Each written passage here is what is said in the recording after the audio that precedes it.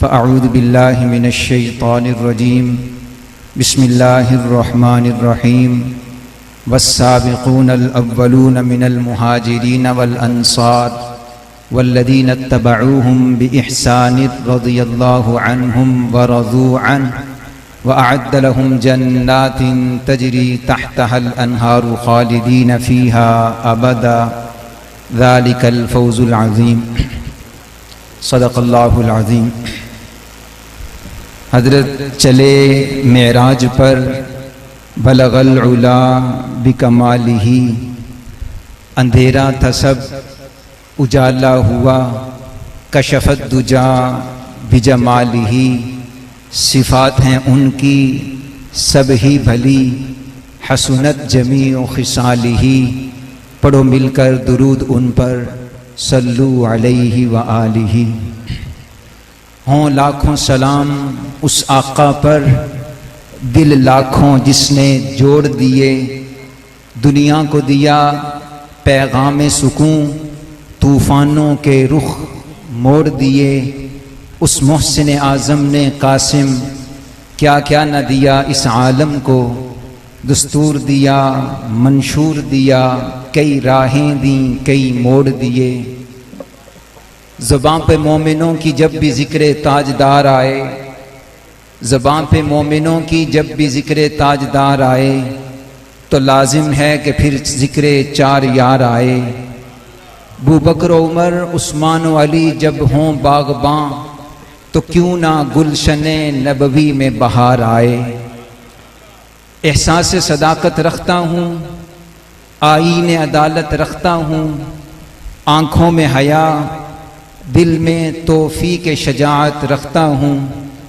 اسلام سے مجھ کو الفت ہے، ایمان کی حلاوت رکھتا ہوں۔ ابوبکر و عمر عثمان و علی چاروں سے محبت رکھتا ہوں۔ اسلام وہ شجر نہیں جس نے پانی سے غذا پائی، اسلام وہ شجر نہیں جس نے پانی سے غذا پائی، خون دیا صحابہ نے تب اس گلشن میں بہار آئی۔ منکر کو یہاں سے گزرنے کی تاب نہیں ہے، منکر کو یہاں سے گزرنے کی تاب نہیں ہے، یہ ماتھے کا نشان اتنا بھی نایاب نہیں ہے۔ دل میں ہو بغض صحابہ تو پڑھ لاکھ نمازیں، یہ لعنت کی نشانی ہے محراب نہیں ہے۔ منکر کو یہاں سے گزرنے کی تاب نہیں ہے، منکر کو یہاں سے گزرنے کی تاب نہیں ہے، یہ ماتھے کا نشان اتنا بھی نایاب نہیں ہے۔ دل میں ہو بغض صحابہ تو پڑھ لاکھ نمازیں، یہ لعنت کی نشانی ہے محراب نہیں ہے۔ سنبھال کر رکھو، سنبھال کر رکھو یہ جو فرقے تمہارے ہیں، سنبھال کر رکھو یہ جو فرقے تمہارے ہیں، عمر بھی ہمارے حسین بھی ہمارے ہیں۔ سنبھال کر رکھو یہ جو فرقے تمہارے ہیں، عمر بھی ہمارے حسین بھی ہمارے ہیں۔ علی کے لال نبی کے چین زندہ باد، نبی کے لال علی کے چین زندہ باد، سلام تجھ پر اے شہ مشرقین زندہ باد۔ یزید آتے رہیں گے ہر ایک زمانے میں، زمانہ کہتا رہے گا حسین زندہ باد۔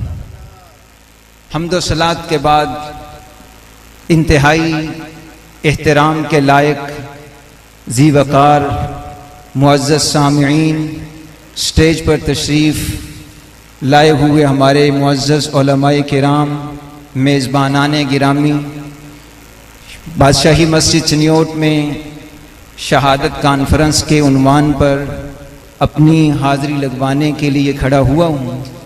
آپ دعا فرمائیں، اللہ تعالیٰ فائدے کی بات، مقصد کی بات، عمل کی نیت کے ساتھ کہنے کی، سننے کی، سمجھنے کی اور پھر عمل کرنے کی توفیق عطا فرمائیں۔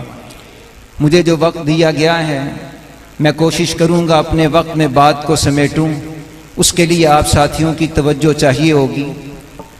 سب سے پہلی بات تو آج کے دن 10 محرم کے حوالے سے چند کرنے کے کام ہیں جو امتی ہونے کی حیثیت سے، رسول اکرم صلی اللہ علیہ وسلم کا کلمہ گو ہونے کی حیثیت سے ہم سب کے کرنے کے ہیں۔ سب سے پہلا کام رسول اکرم صلی اللہ علیہ وسلم نے ارشاد فرمایا، ترمذی شریف کی روایت، آپ نے ارشاد فرمایا 10 محرم کو اللہ تعالیٰ نے ایک قوم کی توبہ قبول کی تھی، اور مجھے امید ہے کہ اللہ اس دن اور قوموں کی توبہ بھی قبول فرمائیں گے۔ تو یہ دن جہاں شہادت کا دن ہے، جہاں تاریخ کے بہت سارے المناک حادثات اور واقعات کا دن ہے، اس کے ساتھ ساتھ اس امت کے لیے خاص طور پر توبہ کا دن بھی ہے۔ ہمیں اپنے اعمال سیئہ یا اپنے غلط عقائد کی توبہ کرنے کے لیے قدرت نے موقع دیا ہے، اس موقع سے فائدہ اٹھانا چاہیے۔ اللہ ہمیں اس کی توفیق نصیب فرمائے۔ دوسرا کرنے کا کام، رسول اکرم صلی اللہ علیہ وسلم نے ارشاد فرمایا، بعض روایات میں آپ نے ارشاد فرمایا کہ اس دن اپنے گھر والوں پر وسعت کرنے والا، کھلا خرچ کرنے والا آدمی سال بھر اللہ تعالیٰ سے وسیع رزق لیتا ہے۔ تو جن کے گھروں میں روزے دار ہوں افطاری کے وقت، اور جن کے گھروں میں بے روزگار ہوں، روزے دار نہ ہوں، ان کے لیے سارا دن اپنے معمول سے ہٹ کر کچھ اضافی خرچہ کر لیا جائے تو انشاءاللہ اس کی برکات سال بھر رہیں گی۔ تیسری بات، آج ہی کے عمل کے حوالے سے آج بدھ کا دن بھی ہے۔ حضرت مولانا محمد یونس پالن پوری نے لکھا ہے کہ اگر کوئی شخص بدھ کے دن مغرب کے بعد 11 بار درود شریف پڑھ لے، اور پھر 1111 دفعہ یا غنیو، اللہ تعالیٰ کا نام ہے، یا غنیو پڑھ لے، پھر 11 بار درود شریف پڑھ لے، اللہ تعالیٰ بدھ کے دن، صرف 10 محرم نہیں، ہر بدھ کو اس عمل کی برکت سے اللہ اس کے فقر، تنگ دستی، محتاجی اور غربت کو ختم فرما دیں گے۔ ایک اور بات عرض کروں گا، 10 محرم کے دن مسجد نبوی میں میرے اور آپ کی مقبول شخصیت حضرت شیخ الحدیث مولانا محمد زکریا رحمہ اللہ تشریف فرماتے ہیں۔ اپنے شاگردوں کو، دوستوں کو بلایا، شام کے وقت جمع کیا، اور جمع کر کے ارشاد فرمایا کہ آج دن تھا 10 محرم کا، سیدنا امام حسین رضی اللہ تعالیٰ عنہ کی شہادت کا۔ مجھے بتاؤ کہ سارا دن تم نے پاک نبی کے نیک نواسے کے لیے کیا پڑھا، کیا ایصال ثواب کیا، ان کے لیے کیا اعمال کیے ہیں، بتاؤ۔ جواب نہ ملا، سب خاموش رہے۔ تو پھر فرمایا کہ اللہ کی توفیق سے میں نے یہاں رہتے ہوئے اتنے پارے بھی پڑھے، غالباً 10 یا 15 پارے، ارشاد فرمایا 10 پارے پڑھے، 15 پارے پڑھے، نوافل پڑھے، اور اس کے بعد اس سب کا ثواب میں نے سیدنا امام حسین رضی اللہ تعالیٰ عنہ کی ذات کو پہنچایا۔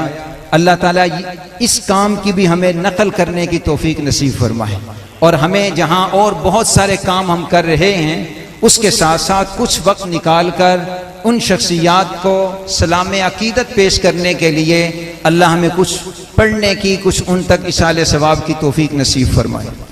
وقت کم ہے، صرف ایک عنوان پر بات کروں گا۔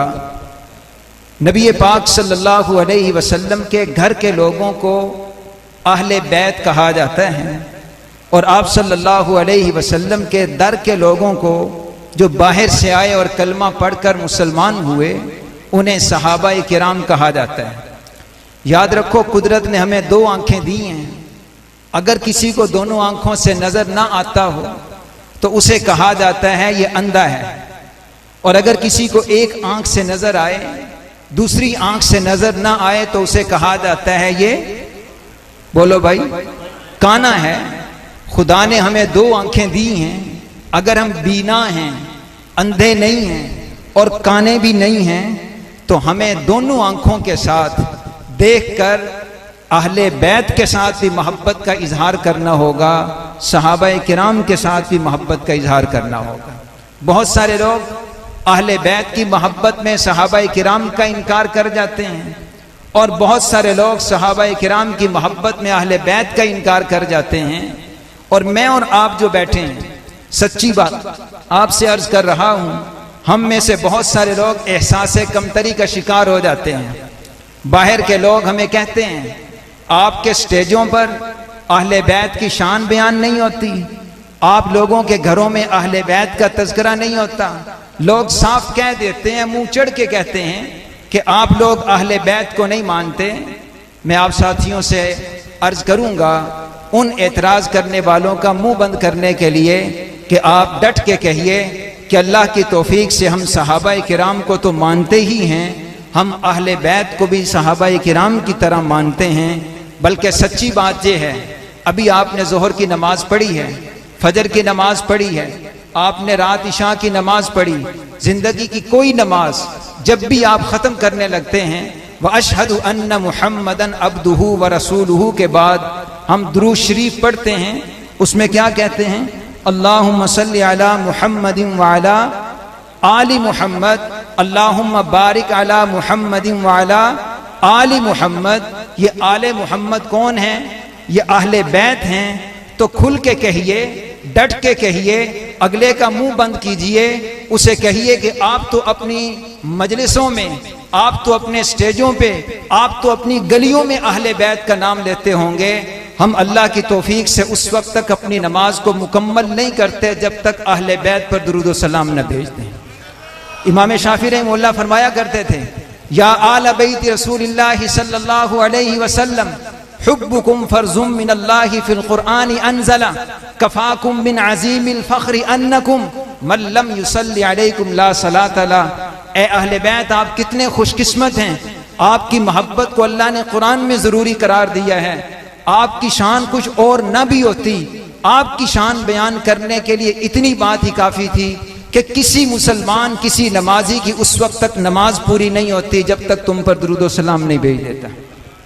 ایک اور بات عرض کر کے اجازت چاہوں گا، ہمارے پاس ابھی قرآن پاک کی تلاوت ہوئی، ہر گھر میں قرآن پاک موجود ہے، اگرچہ یہ قرآن پاک کو بھی شکوہ ہے کہ جتنا دوسری کتابوں کو پڑھا دیکھا جاتا ہے قرآن پاک کو اتنا ہمارے گھروں میں پڑھا دیکھا نہیں جاتا۔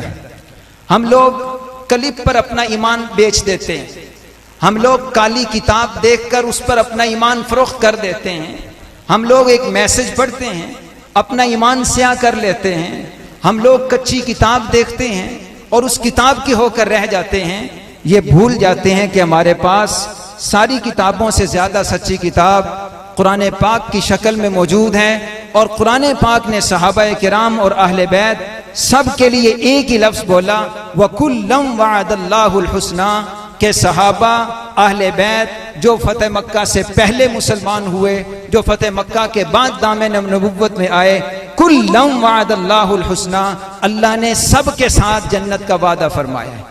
اس لیے ہم 5 تن پاک والے نہیں، ہمارا عقیدہ 5 تن پاک والا نہیں، ہمارا عقیدہ سب تن پاک والا ہے۔ حضور کے گھر والے بھی پاک ہیں، حضور کے در والے بھی پاک ہیں، حضور کے صحابہ بھی پاک ہیں، حضور کے اہل بیت بھی پاک ہیں۔ ہم انہی پاک اہل بیت کو بھی مانتے ہیں، ہم صحابہ کرام کو بھی مانتے ہیں، ہم دونوں کو مانتے ہیں۔ ایک کا انکار کر کے کانا یا دونوں کا انکار کر کے ہم اپنے آپ کو اندھا نہیں بنانا چاہتے۔ ایک اور واقعہ عرض کر کے بات کو ختم کرتا ہوں۔ بر صغیر پاک و ہند کی بات ہے، جہانگیر بادشاہ کی حکومت تھی اور جہانگیر کے گھر میں نور جہاں ایک بیگم جس کا تعلق سنی العقیدہ، سنی مسلک کے ساتھ اس کا تعلق نہیں تھا، دوسرے مسلک کے ساتھ اس کا تعلق تھا، اور اس نے اپنے دور میں یہ کوشش کی کہ بادشاہ کے محل میں ہوں، بادشاہ کے حرم میں ہوں، بادشاہ کی ملکہ ہوں، میں جو چاہوں یہاں کروں۔ چنانچہ اس نے خط لکھا ایران میں، ایران کی سلطنت کو خط لکھا کہ آپ یہاں پاک و ہند میں وہاں سے بہترین اعلیٰ اور مضبوط ماہر قسم کے ذاکر بھیجو جو یہاں آئیں اور آ کر یہاں کے لوگوں کا عقیدہ ہمارے مسلک کے مطابق بنائیں، ان کا ایمان سنیوں والا نہ رہے۔ وہاں سے بندے بھیجو اور ساتھ ایک وصیت کی، ایک نصیحت کی، ایک تاکید کی کہ ان کو آپ نے آگرہ کے علماء علمی علاقے میں نہیں بھیجنا، لاہور کے درباری ماحول سے گزارتے ہوئے بھیجنا ہے۔ یہاں درباری لوگ رہتے ہیں، ایمان کچے ہیں، ان کو ایک کلپ سنا دو، ان کو ایک تحریر دکھا دو یہ اسی پہ پاگل ہو جاتے ہیں، ان کے ایمان کچے نہیں ہیں، پہلے یہاں بھیجنا۔ لکھا ہے ذاکر آئے اور لاہور میں ہمارے بزرگوں میں حضرت میر محمد صاحب رحمۃ اللہ علیہ کا وہاں ایک حلقہ تھا، مریدین میں بیٹھے ہوئے تھے، اور وہ ذاکر آئے اور آ کر کہنے لگے کہ حضرت ہم اس مجمع سے کچھ کہنا چاہتے ہیں۔ ولی کو اللہ تعالیٰ فراست نصیب فرماتے ہیں، وہ کہتے ہیں چلنے والے کی چال دیکھ کے، ٹور دیکھ کے لوگ پہچان جاتے ہیں۔ حضرت پہچان گئے کہ یہ کس مقصد کے لیے آئے ہیں۔ جی کہو کیا کہنا چاہتے ہو؟ جی حضرت آپ کے لوگ بیٹھے ہیں، مریدین بیٹھے ہیں، ہم ان میں اہل بیت کی شان بیان کرنا چاہتے ہیں۔ کن کی شان بھائی؟ اہل بیت کی شان بیان کرنا چاہتے ہیں۔ فرمایا بڑی اچھی بات ہے، آئیے بسم اللہ، کرسی پہ بٹھایا، کہا کیجئے اہل بیت کی شان بیان۔ چنانچہ اس نے اہل بیت کی شان یوں بیان کی، کہنے لگا کہ ہماری ایمان کی مرکز ہستی سیدنا امام حسین رضی اللہ تعالیٰ عنہ کا مقام اتنا بلند ہے، ان کی شان اتنی بلند ہے کہ جہاں پر امام حسین رضی اللہ تعالیٰ عنہ کی قبر مبارک ہے، جہاں ان کا روزہ ہے، اس روزے سے 10 میل دائیں بائیں آگے پیچھے یوں 40 میل کے احاطے میں، 10 میل آگے 10 میل پیچھے 10 میل دائیں 10 میل بائیں 40 میل کے احاطے میں دنیا کے کسی بھی فرد کی قبر بنا دی جائے، امام حسین اتنی بابرکت شخصیت ہیں کہ اس پڑوس میں آنے کی وجہ سے وہ مردہ بھی بخشا جاتا ہے۔ مجمع نے سبحان اللہ کہا۔ حضرت شیخ نے فرمایا کہ سنیوں کا ایمان بڑھ رہا ہے، دوبارہ بیان کرو۔ اس نے دوبارہ بیان کیا، کہنے لگا کہ امام حسین رضی اللہ تعالیٰ عنہ کا مقام یہ ہے کہ جہاں ان کا روزہ ہے 40 میل احاطے میں کسی بھی گناہگار کو دفن کر دیا جائے وہ جنتی ہے، اس کی بخشش پکی ہے۔ سنیوں نے کہا سبحان اللہ۔ پیر صاحب نے کہا ان کا ایمان بڑھ رہا ہے، اہل بیت کی محبت ان کے دلوں میں بڑھ رہی ہے، ایک بار پھر بیان کرو۔ اس نے تیسری بار پھر بیان کیا کہ جہاں امام حسین مدفون ہیں ان کے دائیں بائیں چاروں اطراف میں 10 میل تک جس بندے کو بھی دفنا دیا جائے بخشا بخشایا ہے، پکا جنتی ہے۔ مجمع نے کہا سبحان اللہ۔ اب حضرت پیر صاحب کھڑے ہوئے اور فرمایا او مجمع مجھے یہ بتاؤ اہل بیت کی خاص طور پر سیدنا امام حسین رضی اللہ تعالیٰ عنہ کی محبت میں اضافہ ہوا کہ نہیں ہوا؟ سب نے کہا ہوا، ان کا اتنا مقام ہے۔ پوچھا کہ یہ بتاؤ ذاکر صاحب آپ بھی بتائیں اور مجمع بھی بتائے کہ امام حسین رضی اللہ تعالیٰ عنہ کو یہ اتنا اونچا مقام کیسے ملا تھا، کس کی وجہ سے ملا تھا؟ کہا یہ تو نانا کی وجہ سے ملا تھا۔ نانا کون ہے؟ سید الکونین صلی اللہ علیہ وآلہ وسلم۔ حضرت پیر صاحب کو لقمہ ملا، کھڑے ہوئے بات فرمائی، اور دیکھو امام حسین رضی اللہ تعالی عنہ کا یہ مقام نانے کی وجہ سے یہ مقام ہے کہ جہاں مدفون ہیں 40 میل تک چاروں اطراف میں جس کو بھی دفن کر دیا جائے وہ جنتی بن جاتا ہے۔ جب نواسے کا خدا نے یہ مقام رکھا ہے تو مجھے بتاؤ نانا کا کیا مقام ہوگا؟ نانے کے پاس جو مدفون ہوں گے کیا وہ جنتی نہیں ہوں گے؟ جو روضہ رسول پاک میں دفن ہیں، جو جنت البقیع میں دفن ہیں، جو جنت المالا میں دفن ہیں۔ اس لیے بھائی اپنا ایمان سلامت رکھیے، ایمان بچا کر رکھیے۔ اہل بیت کی محبت کی آڑ میں صحابہ کرام پر اگر انگلی اٹھاؤ گے تب بھی ایمان سے ہاتھ دھو بیٹھو گے، اہل بیت کی محبت میں صحابہ کرام سے انکار کرو گے ایمان سے ہاتھ دھو بیٹھو گے۔ خدا نخواستہ صحابہ کرام کی محبت میں اہل بیت کی طرف سے محبت میں کمی آئے گی تب بھی ایمان سے ہاتھ دھو بیٹھو گے۔ یہ دونوں ہماری آنکھ کا نور ہیں، ہمارے دل کا سرور ہیں، ہمارے نفس کا چین ہیں۔ اللہ تعالیٰ ان کی قبروں پہ کروڑ ہا رحمت نازل فرمائے۔ اس لیے میں ایک شعر دوبارہ پھر دہرا کر آپ سے اجازت چاہوں گا۔ سنبھال کر رکھو یہ جو فرقے ہیں تمہارے ہیں، سنبھال کر رکھو یہ جو فرقے ہیں تمہارے ہیں، عمر بھی ہمارے حسین بھی ہمارے ہیں۔ وآخر دعوانا الحمدللہ۔